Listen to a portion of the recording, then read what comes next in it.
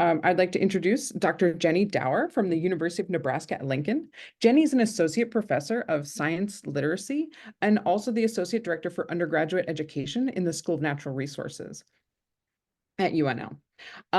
So Jenny is, and she has some slides to do this, so I don't want to talk too much about it, but Jenny's an ecologist, right? Like us, she's an ecologist. She got her PhD in biogeochemistry, and now she studies how students, right, developed their ecological literacy. And I think one of the only ecologists doing this work, right? So Jenny's an ecologist. She's part of our community, but now she's really studying the way students are grappling with these really difficult socioscientific issues and how they make decisions about them. So I'm really excited for Jenny to come and share her research on this topic with us and how she uses 4DEE in this important work. So Jenny, thank you so much for coming, and I will hand it over to you.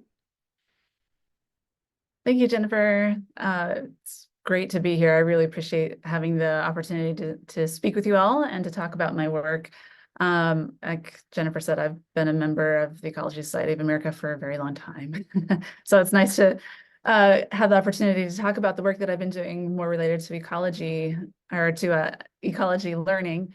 As Jennifer mentioned, so preparing for this presentation has made me think back more to my ecology roots, where I actually did study roots, tree roots in particular. During my master's, I was looking at calcium uptake of trees and root distribution in the soil. And during my PhD, I looked at calcium nutrient cycling in Douglas fir forests in the Oregon Coast Range. After a postdoc in science education research at Michigan State, where I got to meet Jennifer, which is awesome.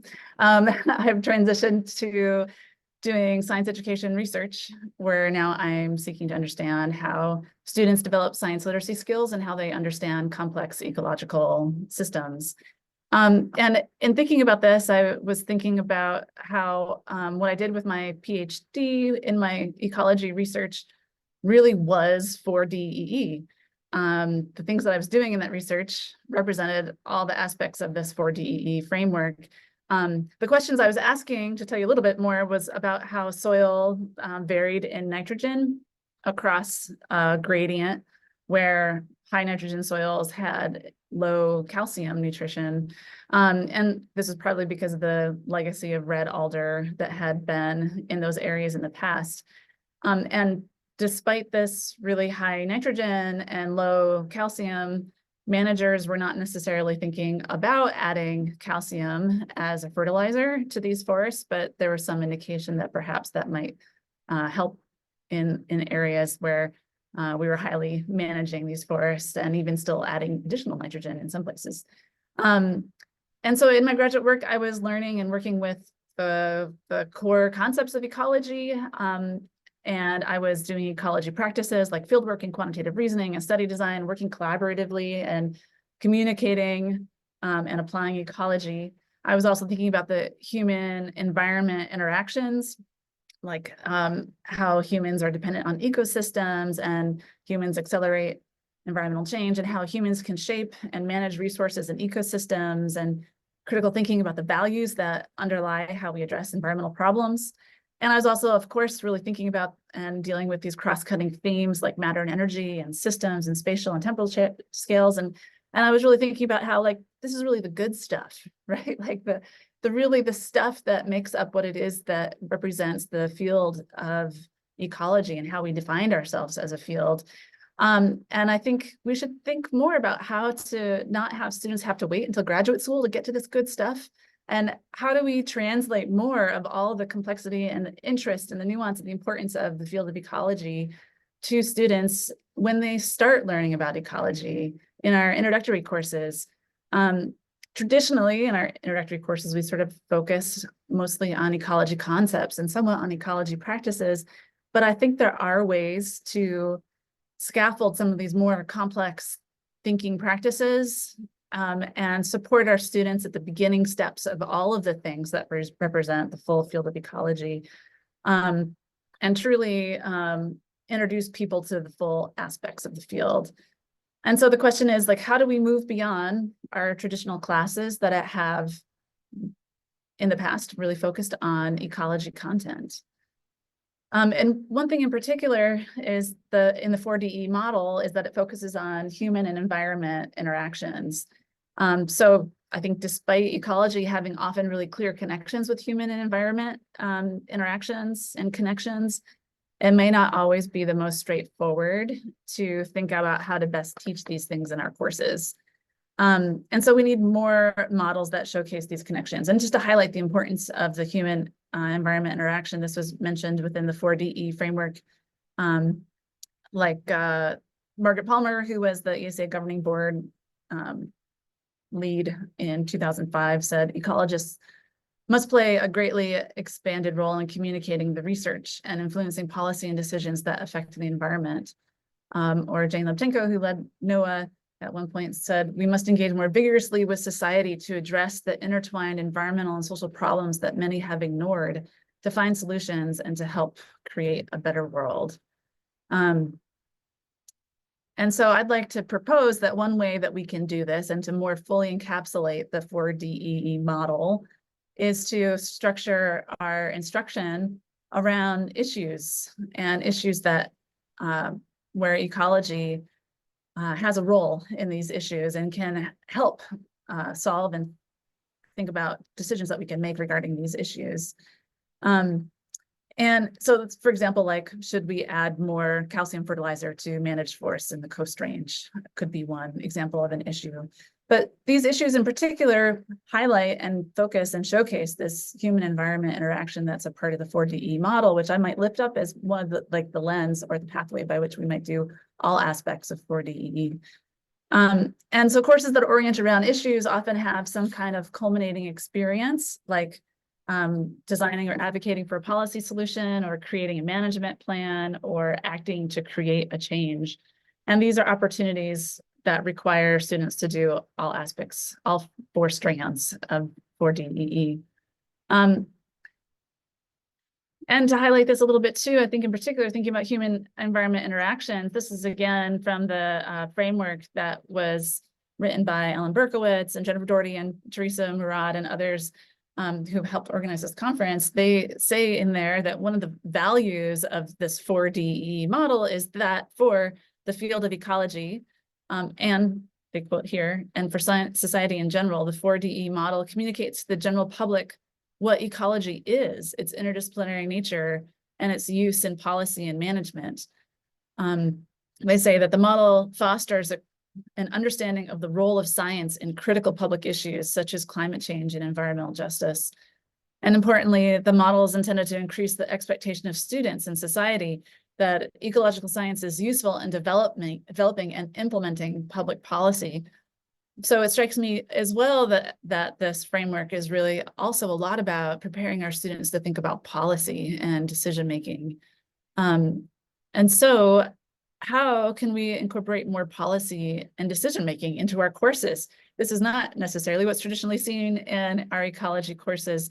And so what I'd like to do today is to talk a bit about how we, in the course that I teach at the University of Nebraska, incorporate policy and decision-making into an introductory science course as one model for your consideration for ways that we might do this more within our ecology courses. So the course that I'm the lead instructor for at UNL is called Science Literacy 101, or Science and Decision-Making for a Complex World.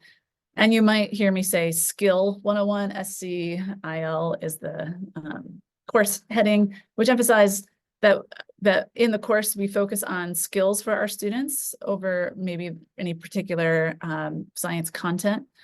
And the skills that we'll focus on within Science Literacy 101 or Skill 101 is decision-making and information literacy or media literacy and systems thinking, and really taking an interdisciplinary look at issues. And we practice these student skills through modules that focus on particular socioscientific issues. In the past, we've done multiple different kinds of issues, and most of these have some relationship to ecology as well. So plastic pollution, water conservation and agriculture, the conservation of different species like pollinators or mountain lions. We've talked about biofuels, and we also have a module on flood mitigation. And so this is sort of the backdrop or the portal by which students practice these skills, which I think also overlap with 4DE. This course is required by all students in the College of Agricultural Sciences and Natural Resources here, so it serves about 600 students per year. So I'm one of the instructors, and there are several others here as well. And I thought I'd mention right off the bat too, we have a web page that has sample materials and some of our research reports and summaries of what we've been up to.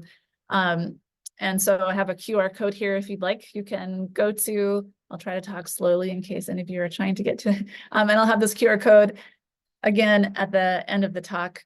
If you want to look at our materials as I talk about the course, feel free.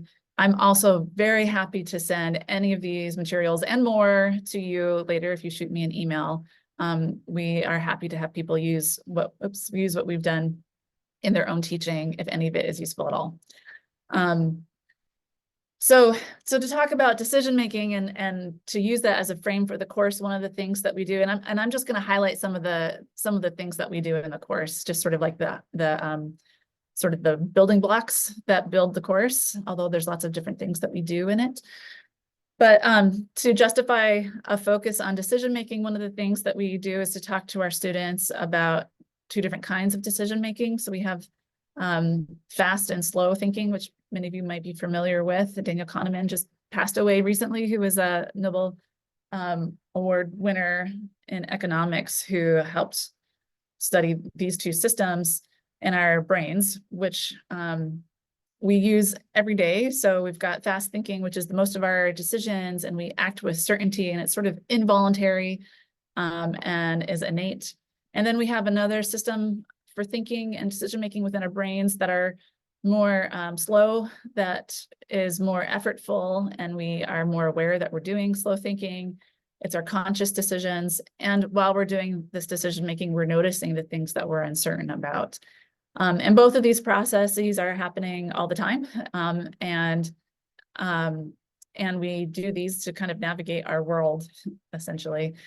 But the problem is that if we're doing slow thinking, if we're doing fast thinking, maybe when slow thinking might be more appropriate, we might be subject to cognitive biases that result in us getting sort of suboptimal decisions, ultimately, that don't necessarily fit with the things that we value or that we were hoping for in an outcome. So we talk to students about these potential confirmation biases that we may have. And the idea is we're saying to the students that fast thinking is good, it's important, it has its place and importance, but when it's really important that we don't make a mistake, and certainly these big global issues are ones where it's important that we don't make a mistake, and we can do slow thinking around them. Slow thinking will help us making sure that we make good decisions. So essentially, we're not saying, students, you're really bad at decision making. We're saying all humans have moments where we're not good at decision making. And so this course is really about trying to think about how do we support our decision making. And for the students, we define what a good decision making is, or what a good decision looks like. And we say the quality of a decision depends on the quality of the process by which it's made. So if you have a good decision making process, you're more likely to have a high quality decision. And it displays the ability of the decision maker to interpret and apply information to a decision. So we want to have good information about how the world works when we're making decisions. And secondly, we want our choice to reflect priorities that result from an evaluation of trade-offs. So we want a final choice to be to flow with our values and to be a result of the things that we value and care about.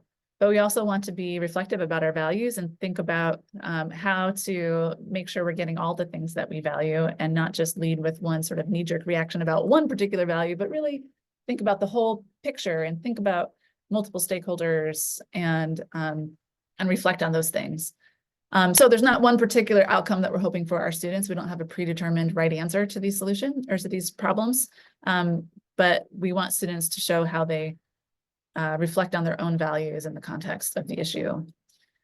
So to give you an example, one of the issues we've been doing for a while is to talk about water conservation in Nebraska. So in this module, we say how do we best conserve water in Nebraska, given competing needs for water, including agriculture, municipal sources, and wildlife habitat. And so we have kind of a made-up location and context that's based on real locations and contexts in Nebraska, but this allows us to kind of set boundaries on a particular situation. So we have sort of a made-up city and some agricultural regions within one watershed that need to make a decision about water conservation. And we ask students to think about water, not in terms of their own personal actions, like the question's not, do I take shorter showers kind of a question, like something you might do as an individual, but how do you as an individual act within society to help create the rules of engagement for our community? So we ask them to think about a decision in terms of if they were going to give money to support a cause, or if they were going to vote on a policy, or if they were going to write a letter to a legislator about the issue, what would they advocate for? And so we follow through then with a structured decision-making process. And this structured decision-making model that I'm about to show you is one that's been out there for a long time. It's one that has been used quite extensively in areas like wildlife management.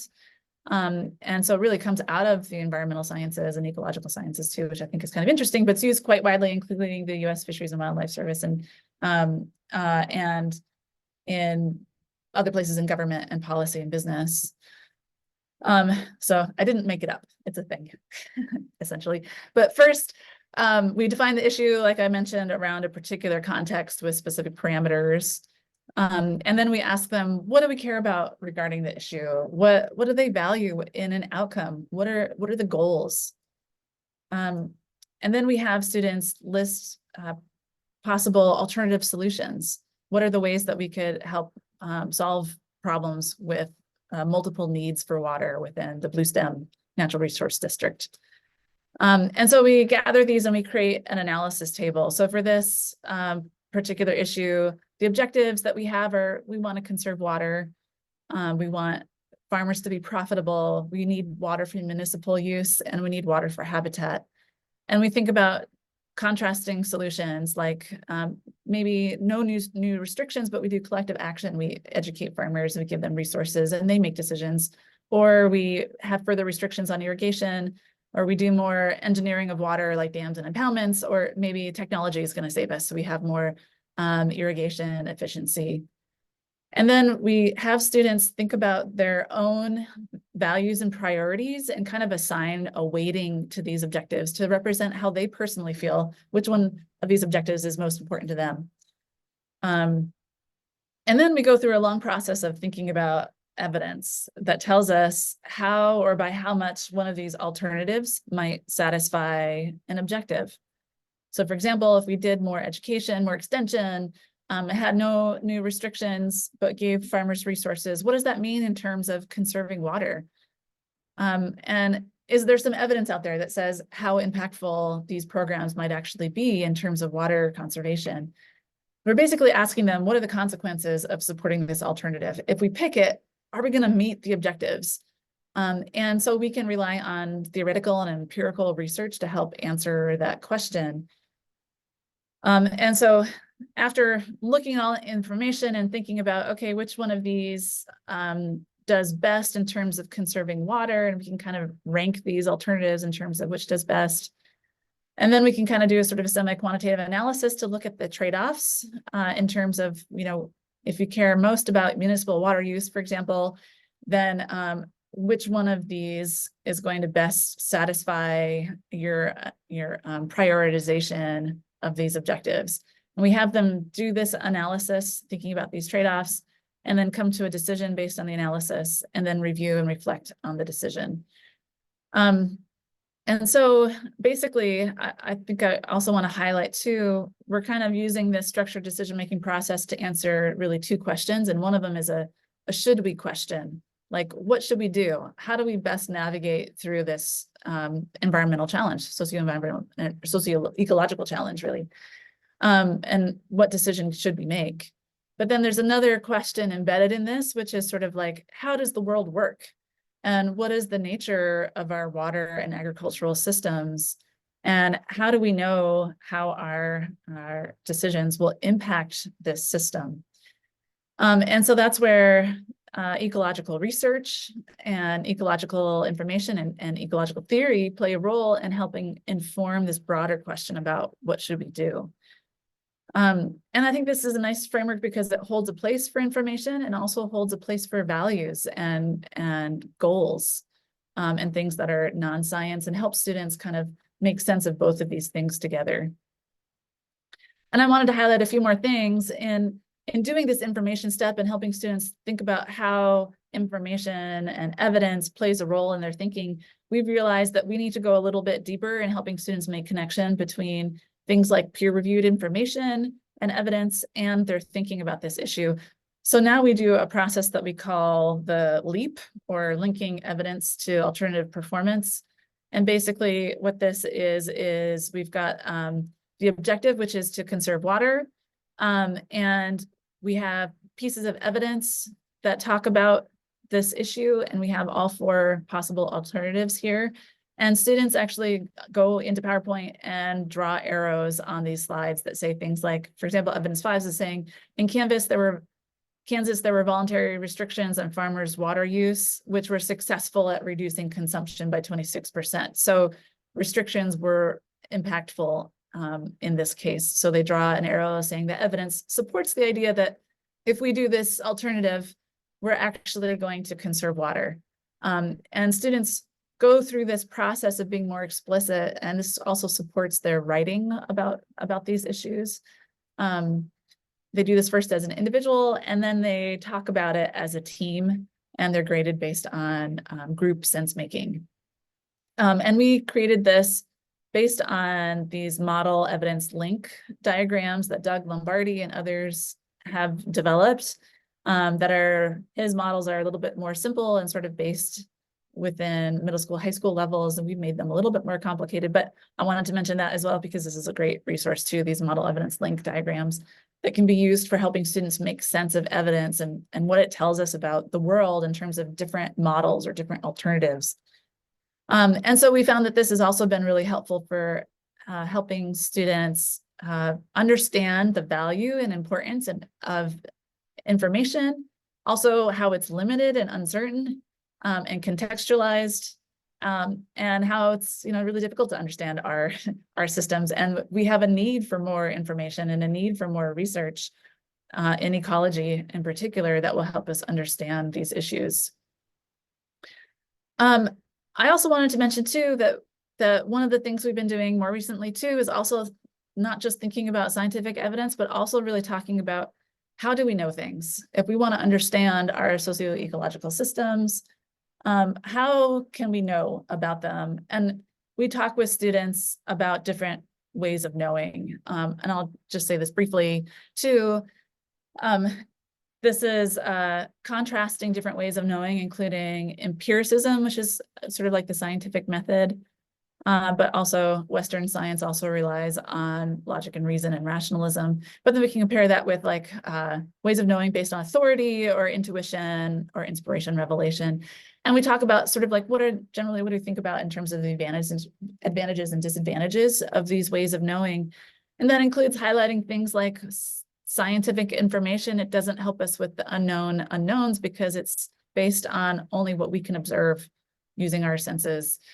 And sometimes in science, objectivity, the idea of objectivity can sometimes mask subjective influences. And so this, I think, is also helpful for students' own sense making about science and helping them understand the nature of science, and what affordances science gives us and what limitations are also there with science. And this has also been a nice way that we've been able to introduce traditional ways of knowing. So for example, these are some slides from the class where we talk about the idea of the westernized science, or whatever. There's lots of ways that we can talk about the scientific method, really.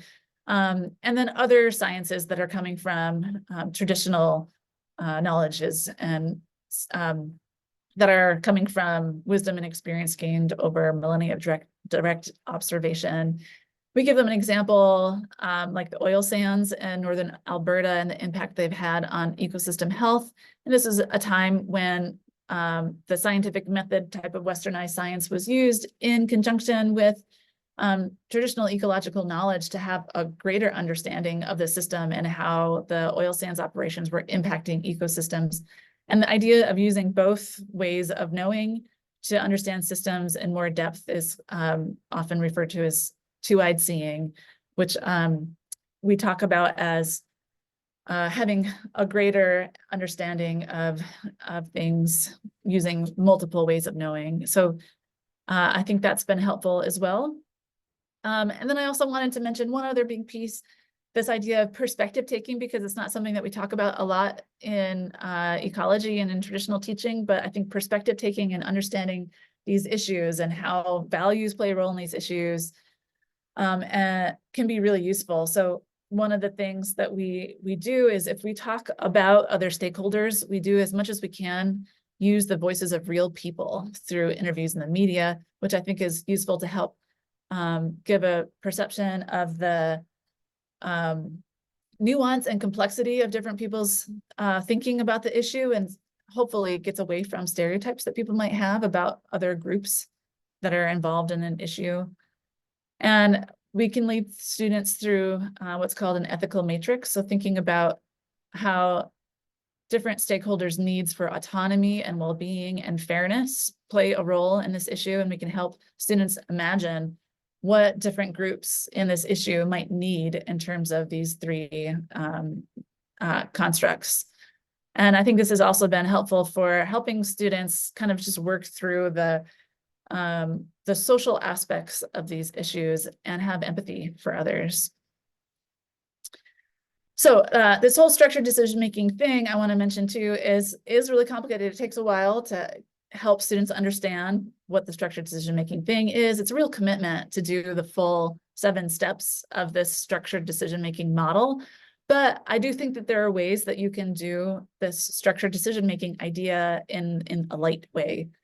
So for example, you can give students a partially completed analysis table. So maybe they just want to focus on, if we're going to do dams and impoundments and engineer water, what will that do in terms of water conservation? Or how that will affect water that's needed for habitat for certain species? And say, in this broader context where you're managing this land and you need to make these decisions, what does the science say, or what do other ways of knowing say about what's going to happen if we put this dam in?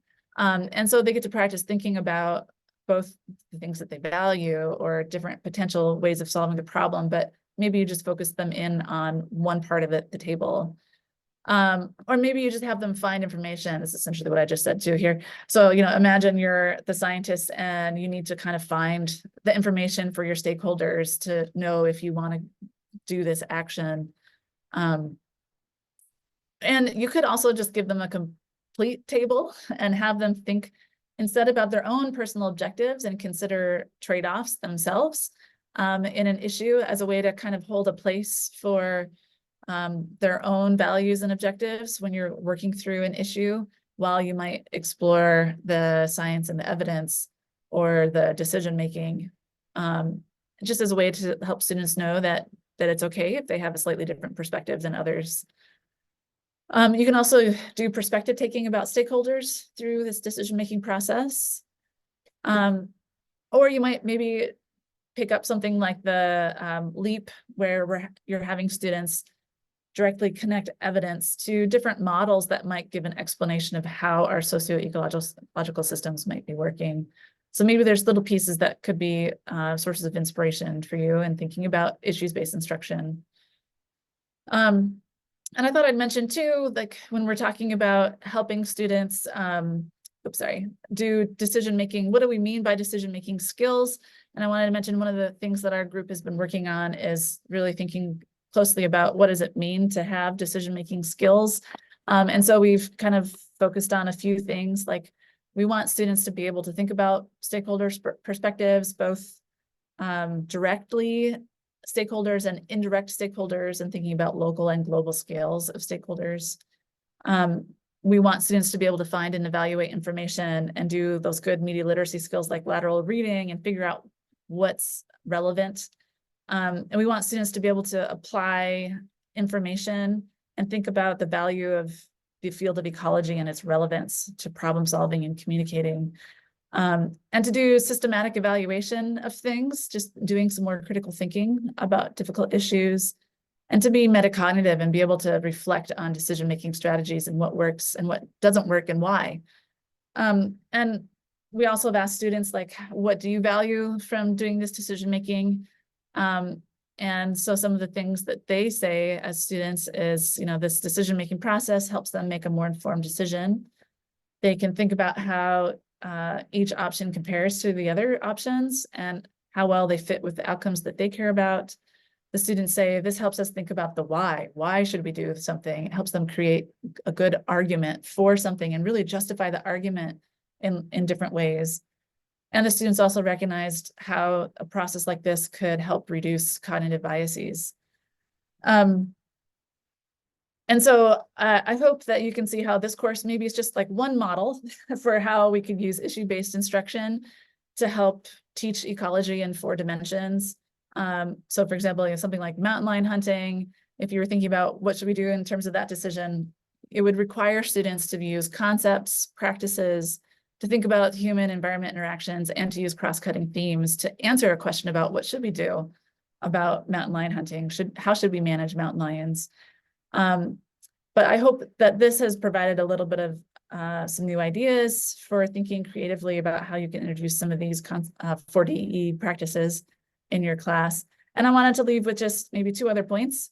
One is, something that I've been thinking more about recently, and part of it is through my involvement in the National Collaborative for Research on Food, Energy, Water Nexus Education, which maybe some of you are also involved in. And we're working on a paper right now that hopefully will be accepted soon, and that outlines different ways that teaching around food, energy, water nexus issues can help students meet these key competencies in sustainability education. And I wanted to mention these also for your consideration today, because I think they pair hand in hand with 4DEE, which maybe 4DEE would be here in terms of like disciplinary knowledge and practices and understanding. And so this kind of sits near that, and it has a lot of things that relate to 4DEE, like systems thinking, but also adds on this whole other layer of thinking about, like, how do we help our students if a student wants to take action regarding these issues, how do we help our students feel competent that they can implement a change? How do we have them think about strategically about solving problems, or to use normative values thinking in decision making? How do we help them imagine future scenarios and think about how do we get to those futures, and have the ability to solve problems and work with others? And I also think I really like this addition in the more recent paper of this intrapersonal competency, which is thinking about our own well-being and our own mental health and emotional state as we navigate these very challenging global scale issues, and thinking about how do we take care of ourselves while we work on these challenging and sometimes very existential feeling environmental issues. And so I wanted to remind people of this, or introduce you to it if you're not familiar with it, and think about how maybe in ecology classes offer an opportunity to think about sustainability competencies as well. And lastly, this is a quote by Noah Feinstein that I think kind of encapsulates a lot of what I was hoping to try to say today. And one of the things that he said in thinking about science literacy as a whole, he says that our field of science education research has produced little evidence that any science taught in school, from Newton's laws to natural selection, helps people lead happier, more successful, or more politically savvy lives. And he says science education instead should prepare more students to access and interpret scientific knowledge at the time and in the context of need. And so I think this inspires me to think about my students 5 or 10 years out from when they leave my class, and imagine them either in their personal lives or their professional lives thinking about a challenge or an issue that they need to make a decision about. And what is it that I hope that they can do? Or what is it that I hope that they, are able to do and to think about and what resources do they need, and what is it that I can do as an instructor now to prepare them for that future scenario. And I think hopefully that will help us think about what should our classrooms look like to help our students in the future. We want them to be prepared, but we also want our students in particular to hopefully be leaders and change makers in this space around ecology and environmental issues as well. And so with that, I hope this has been helpful and interesting to you. And again, happy to take questions if we have time, and feel free to email me with anything that I can share. Thank you, Jenny. I'm going to clap for everybody. Yeah. There we go. Everybody can use the little emojis and everything. And so, Teresa, do we have a little time for questions? Yes, we do. Okay, great. If you go ahead and raise your hand if you have a question, and then when we call on you, you can unmute.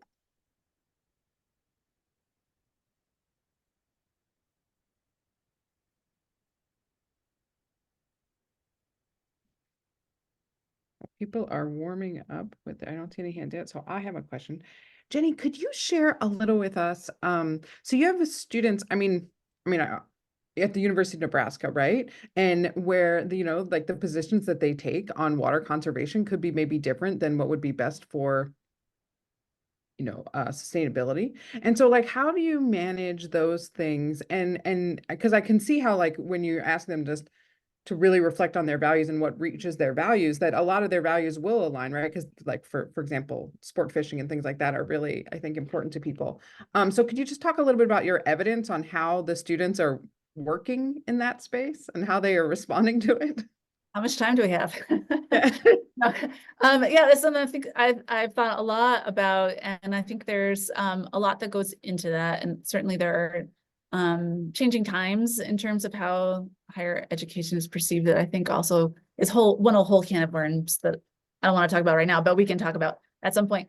But I do think it's really important. I think one of the affordances of a structure like this is that you are really explicitly saying your values are your values, and I think a lot of students coming from agricultural backgrounds really value water conservation. They want to see their farms be successful in the long run for multiple generations. So they do have a lot of care and concern for water conservation.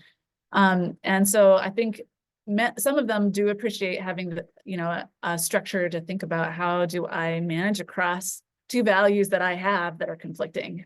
And I think we also do a lot of things like that are essentially like values affirmations, helping students feel like I do see them as individuals in the class. I see the values that they have, and I want them to feel comfortable.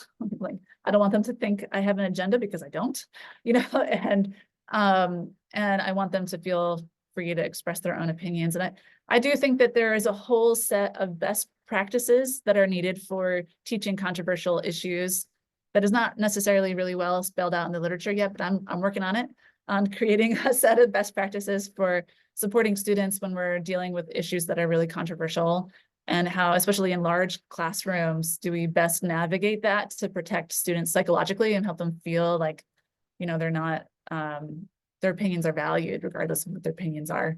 Yeah, great. Okay.